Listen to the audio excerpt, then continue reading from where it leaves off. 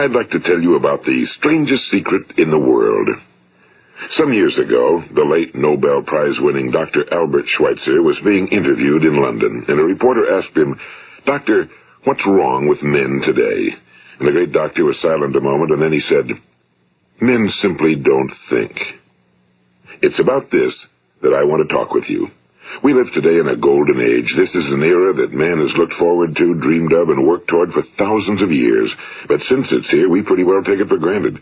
We in America are particularly fortunate to live in the richest land that ever existed on the face of the earth, a land of abundant opportunity for everyone. But do you know what happens? Well, let's take 100 men who start even at the age of 25. Do you have any idea what will happen to those men by the time they're 65? These 100 men who all start even at the age of 25 believe they're going to be successful. If you asked any one of these men if he wanted to be a success, he'd tell you he did. And you'd notice that he was eager toward life, that there was a certain sparkle to his eye, an erectness to his carriage, and life seemed like a pretty interesting adventure to him. But by the time they're 65, 1 will be rich. 4 will be financially independent. 5 will still be working. 54 will be broke.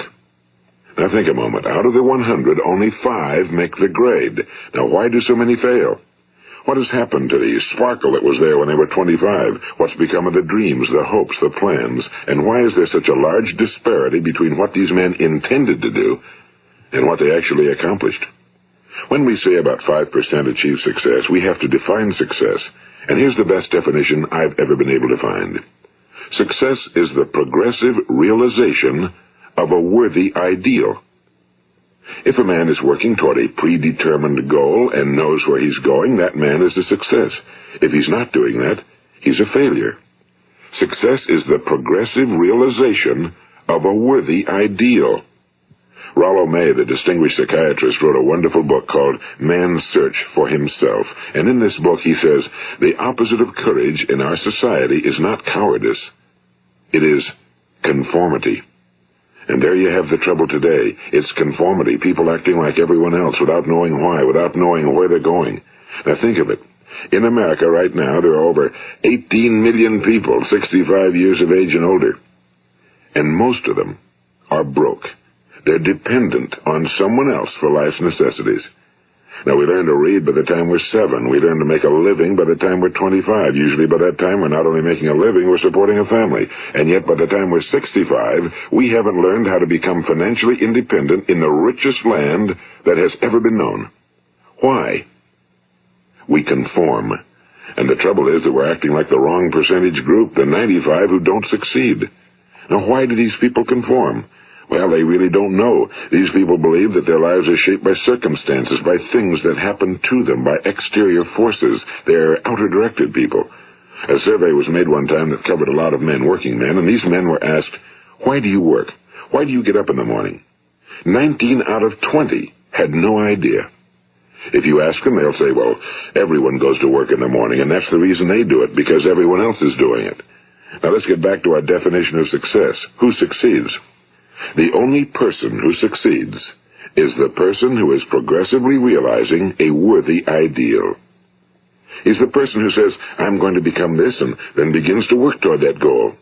I'll tell you who the successful people are. A success is the school teacher who's teaching school because that's what he or she wants to do. The success is the woman who's a wife and mother because she wanted to become a wife and mother and is doing a good job of it.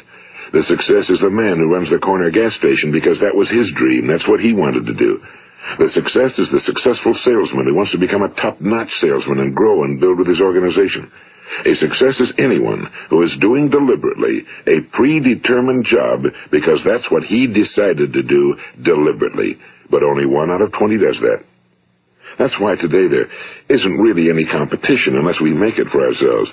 Instead of competing, all we have to do is create. You know, for 20 years, I looked for the key which would determine what would happen to a human being. Was there a key I wanted to know which would make the future a promise that we could foretell to a large extent?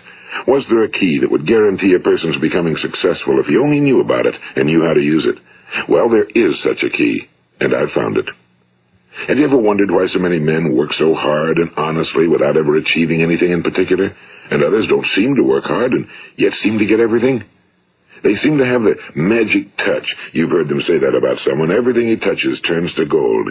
And have you ever noticed that a man who becomes successful tends to continue to become successful? And on the other hand, have you noticed how a man who's a failure tends to continue to fail? Well, it's because of goals. Some of us have goals, some don't. People with goals succeed because they know where they're going. It's that simple. Think of a ship leaving a harbor, and think of it with the complete voyage mapped out and planned. The captain and crew know exactly where it's going and how long it'll take. It has a definite goal. Now, 9,999 times out of 10,000, it will get to where it started out to get. Now let's take another ship, just like the first, only let's not put a crew on it or a captain at the helm. Let's give it no aiming point, no goal, no destination. We just start the engines and let it go. I think you'll agree with me that if it gets out of the harbor at all, it will either sink or wind up on some deserted beach, a derelict. It can't go anyplace because it has no destination and no guidance, and it's the same with a human being. Take the salesman, for example. There's no other person in the world today with the future of a good salesman. Selling is the world's highest paid profession, if we're good at it and if we know where we're going. Every company needs top-notch salesmen, and they reward those men. The sky's the limit for them. But how many can you find? Someone once said the human race is fixed, not to prevent the strong from winning, but to prevent the weak from losing. The American economy today can be likened to a convoy in time of war. The entire economy is slowed down to protect its weakest link, just as the convoy had to go at the speed that would permit its slowest vessel to remain in formation. That's why it's so easy to make a living today. It takes no particular brains or talent to make a living and support a family today. So we have a plateau of so-called security, if that's what a person's looking for. But we do have to decide how high above this plateau we want to aim. Now let's get back to the strangest secret in the world, the story that I wanted to tell you today. Why do men with goals succeed in life and men without them fail? Well, let me tell you something which, if you really understand it, will alter your life immediately. If you understand completely what I'm going to tell you from this moment on, your life will never be the same again. You will suddenly find that good luck just seems to be attracted to you. The things you want just seem to fall in line, and from now on you won't have the problems, the worries, the gnawing lump of anxiety that perhaps you've experienced before. Doubt, fear, well, they'll be things of the past. Here's the key to success and the key to failure. We become what we think about. Now let me say that again. We become what we think about. Throughout all history, the great wise men and teachers, philosophers and prophets have disagreed with one another on many different things. It's only on this one point that they are in complete and unanimous agreement. Listen to what Marcus Aurelius, the great Roman emperor, said. A man's life is what his thoughts make of it. Disraeli said this, everything comes if a man will only wait. I've brought myself by long meditation to the conviction that a human being with a settled purpose must accomplish it, and that nothing can resist a will that will stake even existence for its fulfillment. Ralph Waldo Emerson said this, a man is what he thinks about all day long. William James said, the greatest discovery of my generation is that human beings can alter their lives by altering their attitudes of mind. And he also said, we need only in cold blood act as if the thing in question were real, and it will become infallibly real by growing into such a connection with our life that it will become real. It will become so knit with habit and emotion that our interest in it will be those which characterize belief. And he also said, if you only care enough for a result, you will almost certainly attain it. If you wish to be rich, you will be rich. If you wish to be learned, you will be learned. If you wish to be good, you will be good. Only you must then really wish these things and wish them exclusively, and not wish at the same time 100 other incompatible things just as strongly. In the Bible you read in Mark 9:23, if thou canst believe, all things are possible to him that believeth. My old friend Dr. Norman Vincent Peale put it this way, this is one of the greatest laws in the universe. Fervently do I wish I had discovered it as a very young man. It dawned upon me much later in life, and I found it to be one of the greatest, if not my greatest discovery outside of my relationship to God. The great law, briefly and simply stated, is that if you think in negative terms, you will get negative results. If you think in positive terms, you will achieve positive results. That is the simple fact, he went on to say, which is at the basis of an astonishing law of prosperity and success. In 3 words, believe and succeed. William Shakespeare put it this way: our doubts are traitors and make us lose the good we oft might win by fearing to attempt. George Bernard Shaw said, people are always blaming their circumstances for what they are. I don't believe in circumstances. The people who get on in this world are the people who get up and look for the circumstances they want, and if they can't find them, make them. Well, it's pretty apparent, isn't it? And every person who discovered this for a while believed that he was the first one to work it out. We become what we think about. Now, it stands to reason that a person who's thinking about a concrete and worthwhile goal is going to reach it, because that's what he's thinking about, and we become what we think about. Conversely, the man who has no goal, who doesn't know where he's going, and whose thoughts must therefore be thoughts of confusion and anxiety and fear and worry, becomes what he thinks about. His life becomes one of frustration and fear and anxiety and worry. And if he thinks about nothing, he becomes nothing. Now, how does it work? Why do we become what we think about? Well, I'll tell you how it works as far as we know. Now, to do this, I want to tell you about a situation that parallels the human mind. Suppose a farmer has some land, and it's good fertile land. Now, the land gives the farmer a choice. He may plant in that land whatever he chooses. The land doesn't care. It's up to the farmer to make the decision. Now, remember, we're comparing the human mind with the land because the mind, like the land, doesn't care what you plant in it. It will return what you plant, but it doesn't care what you plant. Now, let's say that the farmer has 2 seeds in his hand. One is a seed of corn. The other is nightshade, a deadly poison. He digs 2 little holes in the earth, and he plants both seeds, one corn, the other nightshade. He covers up the holes, waters, and takes care of the land, and what will happen? Invariably, the land will return what's planted. As it's written in the Bible, as ye sow, so shall ye reap. Now remember, the land doesn't care. It'll return poison in just as wonderful abundance as it will corn. So up come the 2 plants, one corn, one poison. Now, the human mind is far more fertile, far more incredible and mysterious than the land, but it works the same way. It doesn't care what we plant. Success, failure. A concrete, worthwhile goal, or confusion. Misunderstanding, fear, anxiety, and so on. But what we plant, it must return to us. You see, the human mind is the last great unexplored continent on Earth. It contains riches beyond our wildest dreams. It will return anything we want to plant. Now, you might say, well, if that's true, why don't people use their minds more? Well, I think they figured out an answer to that one, too. Our mind comes as standard equipment at birth. It's free, and things that are given to us for nothing we place little value on. Things that we pay money for, we value. The paradox is that exactly the reverse is true. Everything that's really worthwhile in life came to us free. Our minds, our souls, our bodies, our hopes, our dreams, our ambitions, our intelligence, our love of family and children and friends and country, all these priceless possessions are free. But the things that cost us money are actually very cheap and can be replaced at any time. A good man can be completely wiped out and make another fortune. He can do that several times. Even if our home burns down, we can rebuild it. But the things we got for nothing, we can never replace. The human mind isn't used because we take it for granted. Familiarity breeds contempt. It can do any kind of job we assign to it, but generally speaking, we use it for little jobs instead of big, important ones. Universities have proved that most of us are operating on about 10% or less of our abilities. So decide now, what is it you want?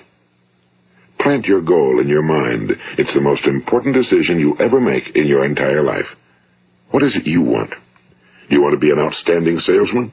A better worker at your particular job? Do you want to go places in your company? In your community?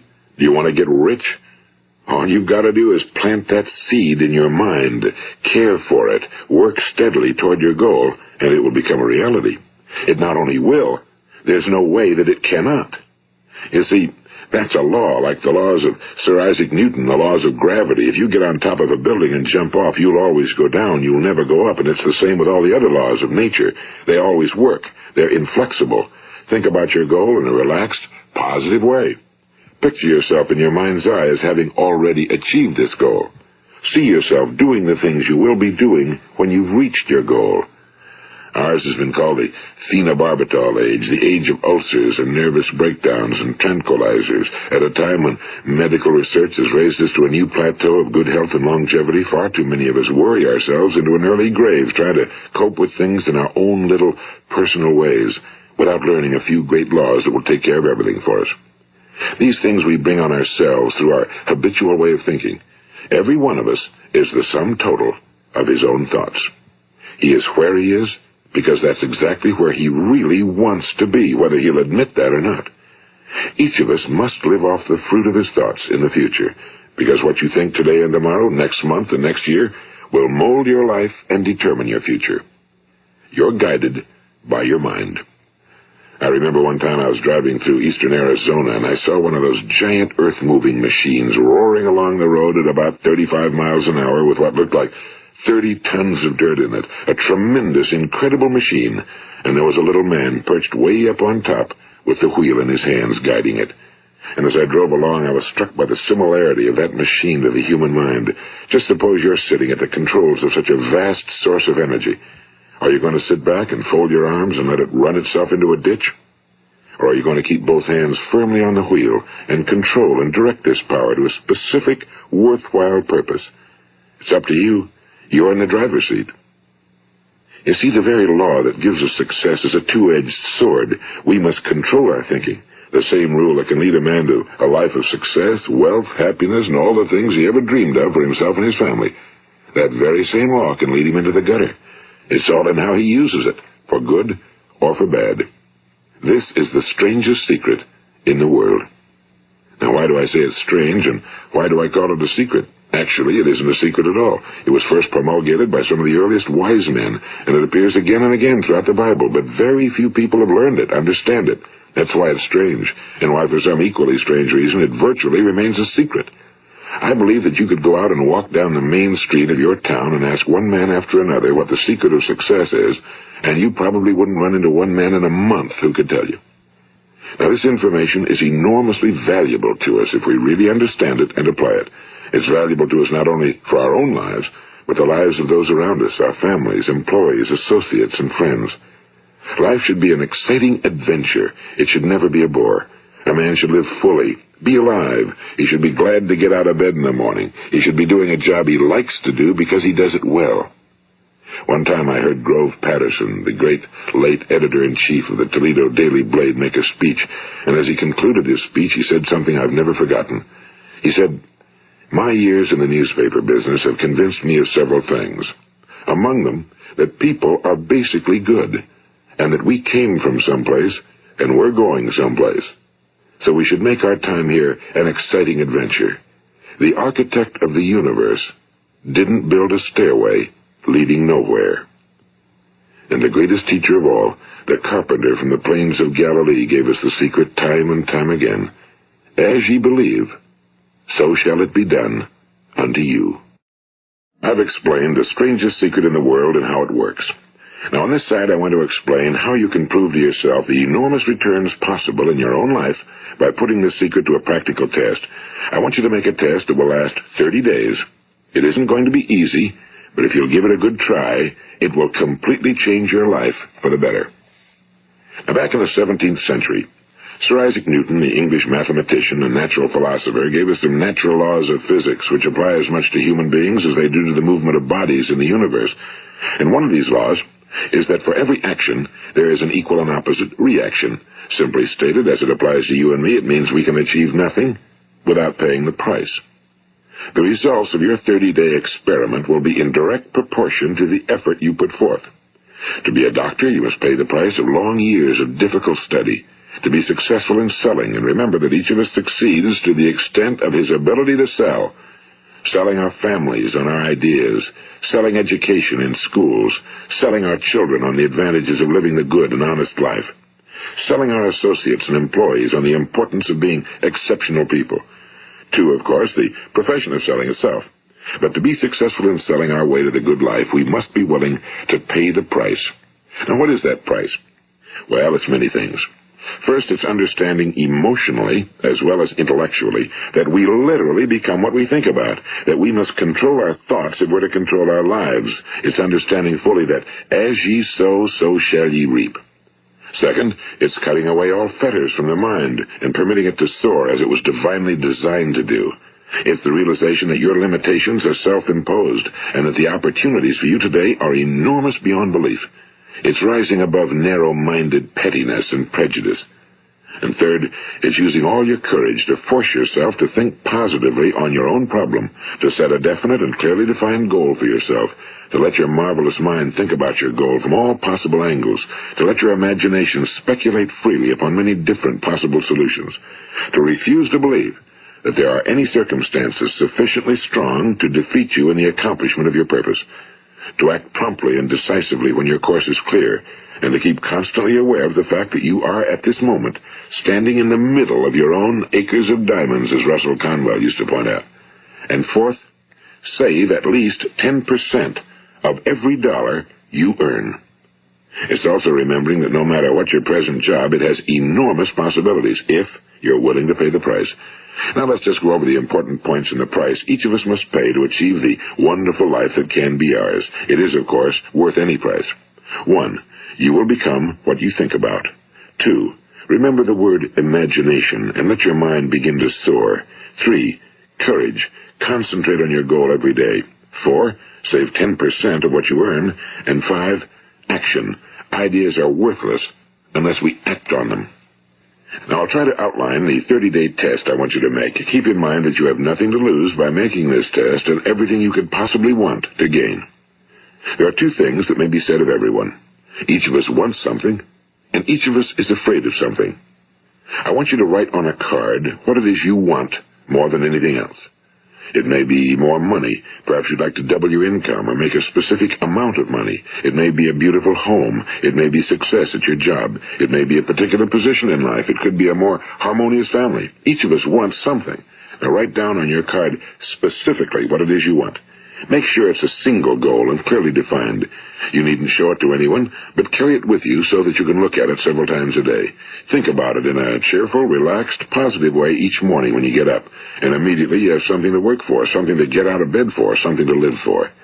Look at it every chance you get during the day and just before going to bed at night. And as you look at it, remember that you must become what you think about, and since you're thinking about your goal, you realize that soon it will be yours. In fact, it's yours really the moment you write it down and begin to think about it. Look at the abundance all around you as you go about your daily business. You have as much right to this abundance as any other living creature. It's yours for the asking. Now we come to the difficult part. Difficult because it means the formation of what is probably a brand new habit, and new habits are not easily formed. Once formed, however, it will follow you for the rest of your life. Stop thinking about what it is you fear. Each time a fearful or negative thought comes into your consciousness, replace it with a mental picture of your positive and worthwhile goal. And there will come times when you'll feel like giving up. It's easier for a human being to think negatively than positively. That's why only 5% are successful. You must begin now to place yourself in that group. For 30 days, you must take control of your mind. It will think about only what you permit it to think about. Each day for this 30-day test, do more than you have to do. In addition to maintaining a cheerful, positive outlook, give of yourself more than you've ever done before. Do this knowing that your returns in life must be in direct proportion to what you give. The moment you decide on a goal to work toward, you're immediately a successful person. You are then in that rare and successful category of people who know where they're going. Out of every 100 people, you belong to the top 5. Don't concern yourself too much with how you're going to achieve your goal. Leave that completely to a power greater than yourself. All you have to do is know where you're going. The answers will come to you of their own accord and at the right time. Remember these words from the Sermon on the Mount, and remember them well. Keep them constantly before you this month of your test. Ask, and it shall be given you. Seek, and ye shall find. Knock, and it shall be opened unto you. For every one that asketh receiveth, and he that seeketh findeth, and to him that knocketh it shall be opened. It's as marvelous and as simple as that. In fact, it's so simple that in our seemingly complicated world, it's difficult for an adult to understand that all he needs is a purpose and faith. For 30 days, Do your very best. If you're a salesman, go at it as you've never done before, not in a hectic fashion, but with the calm, cheerful assurance that time well spent will give you the abundance in return you deserve and want. If you're a homemaker, devote your 30-day test to completely giving of yourself without thinking about receiving anything in return, and you'll be amazed at the difference it makes in your life. No matter what your job, do it as you've never done it before for 30 days. And if you've kept your goal before you every day, you'll wonder and marvel at this new life you've found. Dorothea Brand, the outstanding editor and writer, discovered it for herself and tells about it in her fine book, Wake Up and Live. Her entire philosophy is reduced to the words, act as though it were impossible to fail. She made her own test with sincerity and faith, and her entire life was changed to one of overwhelming success. Now, you make your test for 30 full days. Don't start your test until you've made up your mind to stick with it. You see, by being persistent, you're demonstrating faith. Persistence is simply another word for faith. If you didn't have faith, you'd never persist. If you should fail during your first 30 days, by that I mean suddenly find yourself overwhelmed by negative thoughts, you've got to start over again from that point and go 30 more days. Gradually, your new habit will form until you find yourself one of that wonderful minority to whom virtually nothing is impossible. And don't forget the card. It's vitally important as you begin this new way of living. On one side of the card, write your goal, whatever it may be. On the other side, write the words we've quoted from the Sermon on the Mount. Ask, and it shall be given you. Seek, and ye shall find. Knock, and it shall be opened unto you. Nothing great was ever accomplished without inspiration. See that during these crucial first 30 days, your own inspiration is kept at a peak. And above all, don't worry. Worry brings fear, and fear is crippling. The only thing that can cause you to worry during your test is trying to do it all yourself. Know that all you have to do is hold your goal before you. Everything else will take care of itself. Remember also to keep calm and cheerful. Don't let petty things annoy you and get you off course. Now, since making this test is difficult, some will say, why should I bother? Well, look at the alternative. No one wants to be a failure. No one really wants to be a mediocre individual. No one wants a life constantly filled with worry and fear and frustration. Therefore, remember that you must reap that which you sow. If you sow negative thoughts, your life will be filled with negative things. If you sow positive thoughts, your life will be cheerful, successful, and positive. Now, gradually, you will have a tendency to forget what you've heard on this recording. Play it often. Keep reminding yourself of what you must do to form this new habit. Gather your whole family around at regular intervals and listen to what's been said here. You know, most men will tell you that they want to make money without understanding the law.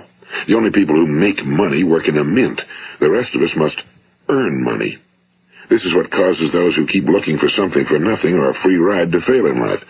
The only way to earn money is by providing people with services or products which are needed and useful. We exchange our time and our product or service for the other man's money. Therefore, the law is that our financial return will be in direct proportion to our service. Now, success is not the result of making money.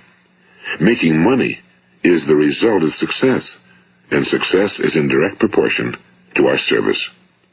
Most people have this law backwards. They believe that you're successful if you earn a lot of money. The truth is that you can only earn money after you're successful. It's like the story of the man who sat in front of the stove and said to it, "Give me heat, and then I'll add the wood." How many men and women do you know, or do you suppose there are today, who take the same attitude toward life? There are millions. We've got to put the fuel in before we can expect heat. Likewise, we've got to be of service first before we can expect money.